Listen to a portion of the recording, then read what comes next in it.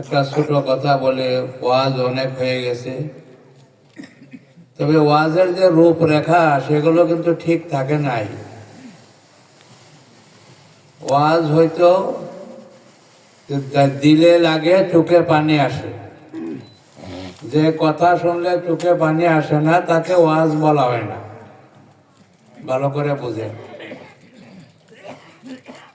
হাদিসে আসছে যে আল্লাহ রাসূল ওয়াজ করছেন, কান্নাহু মাউইজাতুম মুআদ্দিয়া, মনে হইতেছিল শেষ ওয়াজ উনি করছেন। ওয়াজ আমরা সকলেই কাঁদতেছিলাম।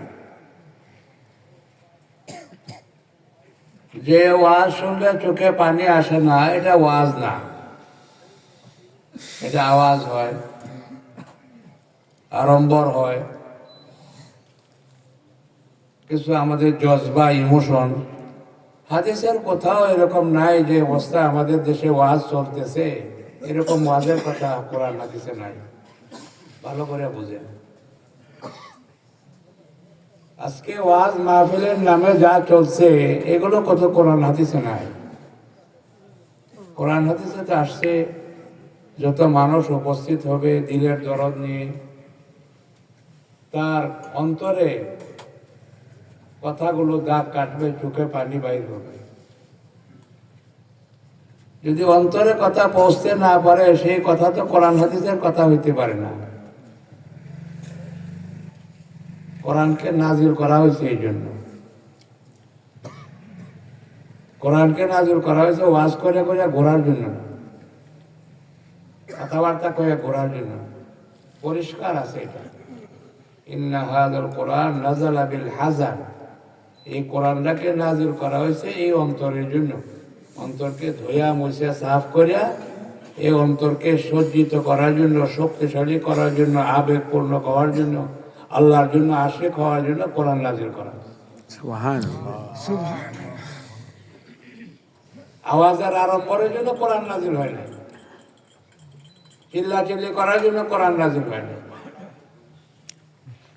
আমল তো অন্তর থেকে আসবে। কথা বলছেন নাকি? ছেলে বিদেশে থাকলে অনেকদিন পরে আসলে দেখলে চোখে পানি আসে, কি কোন আসে কি না? ওইটা তো মহব্বতের পরিচয়। আজকে যে ওয়াজের মাহফিল চলতেছে এগুলো তো কোনো কোরআন হাদিস এরকম পাওয়া যায় না, কেউ বলতে পারবে না। আল্লাহ যতটুকু আমরা টুকটাক কিছু কোরআন হাদিসের কথা দেখার বোঝার তৌফিক দিয়েছে। কোরআনে এটাই আসছে, হাদিসে এটাই আসছে।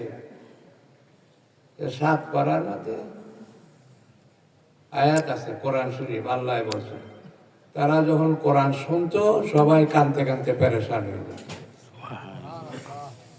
নবীর উপরে যখন কোরআন নাজিল হয়েছে যারা শ্রোতারা ছিল সবাই কাঁদতে কাঁদতে পেরেশান হয়েছে। তাদের দিলে দাগ কাটছে, তাদের মহব্বতে চোখে পানি আসছে। কোরআনে বলতেছে, অন্য জায়গায় বলতেছে একজন কোরআনকে হাতে নিয়ে 3 বার বেহুশ হয়ে পড়ে গেছে। কোরআন দিলে আসর করছে, বেহুশ হয়ে গেছে 3 বার, একবার না। ইকরামা রাদিয়াল্লাহু তাআলা এই ঘটনা আমরা ভাববেন ফাজাইলে কোরআন একটা, এই যে তাবলীগি জমাতে তালিম করা হয় ওইটার মধ্যে এগুলো বিস্তারিত বলা হয়েছে যে কোরআনের ভক্তি, কোরআনের নামে জোরে সোরে নারায়ে তাকবীর বলা, আল্লাহু আকবার বলা, এটার কথা বলা হয়েছিল দিলের থেকে। যদি কেউ খুশিতে বলে আলহামদুলিল্লাহ, ভালো নাই, ভালো আছে, কিন্তু এটাই যদি সীমিত করে তাহলে কোরআনের হক আদায় হবে না, কানতে হবে।